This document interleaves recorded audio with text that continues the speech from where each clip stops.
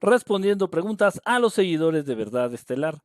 En esta ocasión nos vamos hasta Instagram con Miku, que me pregunta, ¿crees en la reencarnación? No solo creo en la reencarnación, te puedo decir que me consta que existe. Me consta por dos motivos. Conforme cualquiera de nosotros vamos ganando terreno a nivel espiritual, conforme cualquiera de nosotros vamos generando o fortaleciendo más esta conciencia, conforme evolucionamos espiritualmente, poco a poco vas a ser capaz de retomar algunos datos que precisamente tienen que ver con tus vidas pasadas. Eh, no es necesario acudir a una sesión de hipnosis regresiva, no es necesario que alguien te lea los registros akáshicos, no es necesario recurrir a ninguna brujería, a ningún ritual, a nada. Simplemente, conforme tú vas viviendo y vas generando más conciencia, vas evolucionando en conciencia, en espíritu, estos datos vienen a ti. Nadie te los tiene que dar, no los tienes que leer en ningún lado, no los tienes que buscar, estos datos llegan a ti. Cuando somos niños, todavía guardamos muchos de esos datos de nuestra vida inmediata anterior. Bueno, entonces esa es una primera parte. Yo mismo tengo recuerdos muy claros, muy vívidos, sobre todo recuerdo lecciones, sobre todo recuerdo situaciones que me dieron una gran lección y que en esta vida aplico. Cada vez vienen más recuerdos a mi memoria, cada vez tengo más claras algunas de mis vidas pasadas. Ok. Ahora bien, por otro lado, te lo puedo afirmar como terapeuta, como psicólogo. ¿Por qué? Porque tuve la fortuna, tuve la dicha de atender un caso específico. Son varios casos. Específicamente me gusta centrarme en uno porque este caso se pudo comprobar a varios niveles. Entonces los papás me buscan porque su hijo en ese entonces tenía 3 años, el menor. 3 años, si no mal recuerdo. Ya hablaba, ya decía algunas palabras. Total que el niño empezó a presentar miedo, mucho miedo, un miedo irracional, una fobia a los sonidos fuertes. Entonces, si azotaban la puerta o si había fuegos pirotécnicos, si escuchaba el niño un ruido fuerte, se espantaba, entraba en un tipo de shock y empezaba a decir que él no quería morir, que no quería morir. Ok. Aparte de otros datos que el niño platicaba, de algunas otras cosas que el niño platicaba con sus papás y que sus papás no entendían, no le encontraban congruencia, no le encontraban razón de ser a su discurso del niño. Entonces me contactan a través de una recomendación y me piden que platique con su hijo. Todo esto vía remota a través del internet. Algunas veces fueron llamadas telefónicas a través de la línea telefónica normal, en ese entonces de larga distancia, porque esta familia estaba en Estados Unidos y yo estaba acá en México. Entonces me pude dar cuenta, hablando con el niño, que lo que decía tenía mucha congruencia, tenía mucha coherencia, que lo que decía el niño no eran disparates, que el niño tenía un discurso repetitivo que no olvidaba, porque no es que lo estuviera inventando, sino lo estaba recordando.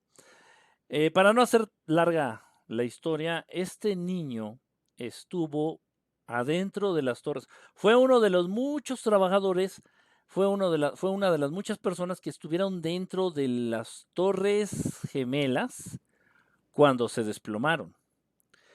Entonces él recuerda que estando dentro de una de estas torres, no sé, en uno de los pisos de arriba, empezó a escuchar un ruido muy estruendoso, explosiones. Y minutos después de eso, el edificio colapsó. El niño daba datos, nombres de amigos. En cuanto empezó a hablar, el niño empezó a preguntar por X nombres. No quiero, no me acuerdo exactamente. El niño empezó a preguntar por X nombres, por fulanito, por perenganito, por sultanito, que eran sus amigos. Y el niño quería saber dónde había quedado la escalera, no sé cuál, y que dónde había quedado su carro, que porque él tenía un carro, una camioneta, tal, tal, tal. Daba datos el niño, algunos muy precisos, total. Los papás ya cuando yo me doy cuenta de esta situación, confirmo con los papás todavía me dan más datos, les pido que vayan y se pongan a buscar, a corroborar, a investigar todos esos datos que el niño había dado. Y bueno, pues descubrieron que mucho de lo que el niño había dicho era real. Los nombres que había dicho el niño pertenecían a integrantes de un cuerpo de bomberos eh, que habían sido, se entiende, amigos de este niño en esa vida. Eh, incluso por ahí dio a los primeros tres cifras, me parece, de la matrícula de la camioneta que manejaban.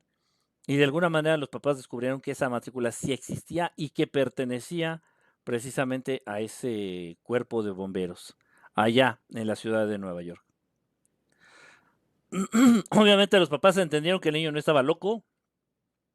Obviamente los papás entendieron que el niño no estaba mintiendo. Lo único que estaba haciendo el niño era recordando lo que había recién vivido en su vida inmediata anterior.